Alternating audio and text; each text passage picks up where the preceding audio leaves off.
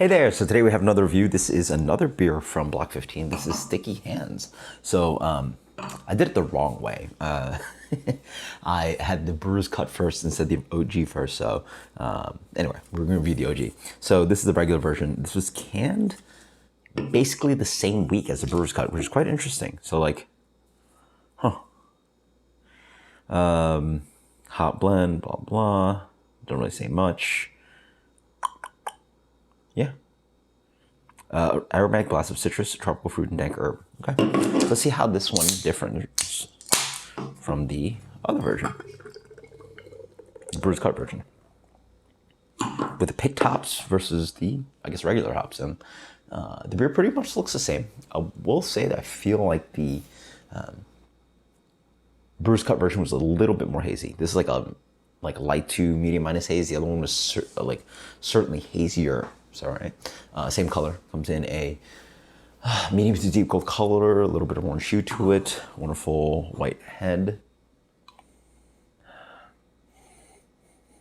Smells similar. This for me gets a little bit more herbal. I get more of this kind of like soily character, and also a little bit more of this kind of just like green herb thing going on.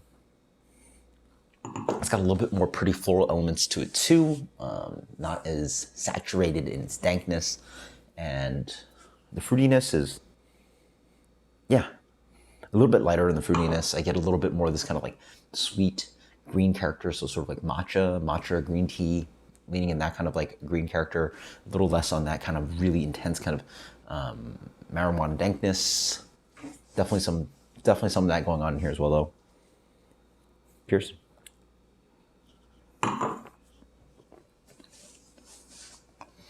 Nice. Similar beer. I want to say that this beer has a little bit more sweetness to it, at least perception-wise. I feel like this beer leans a little bit more mosaic. So what I'm getting, this kind of like green tea matcha thing that I associate with mosaic, and I'm getting that as like one of the more predominant notes in the beer. The fruitiness is pretty light. Maybe a little bit more citrusy though. I definitely argue this is a more orangey and oily grapefruit peel kind of characters going on as well. Light biscuity malt to hold everything up. Bitters, they're probably hitting the same BU, so like, you know, moderate plus to full on bitterness. Just a little bit fruitier, right? Along with that matcha, I get that mosaic character, so I get like melon, I get cantaloupe, along with the citrus.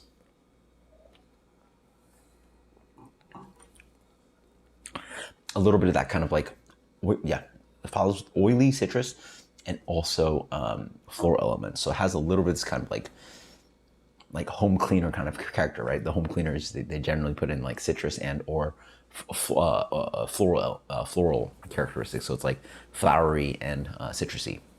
So you get a little bit of cleaner kind of thing going on in here in a good way. Quite nice. Which one do I prefer? Honestly, I think they're pretty close. I think they're pretty close. I think it really comes up to preference. If you like the more kind of like green, pine, sappy, resin kind of thing, you're definitely going to want to prefer the brewer's cut.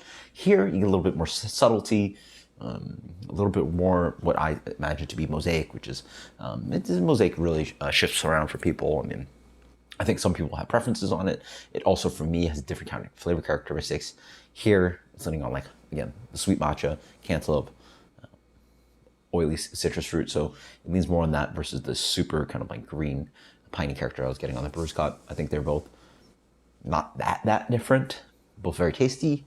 Let's go with, honestly, no preference. That gets a 96 for me.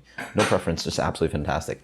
It's a crusher, super drinkable, dangerous beer, 8%. Be careful, so good. And again, it's really fun to see. Again, I'm from the Northeast, and I'm familiar with New England beers. Now I live all the way in the Southeast, and we have our beers, whatever. And then it's nice to see, like, I've been to Seattle, Portland, like, once. But this was, like, a while ago. I did some beer stuff, but, like, it's nice to see what the beers taste like now. And well, not now, but like this is what beers like. The Pacific Northwest has been doing these beers for a while, right? At least from what I understand.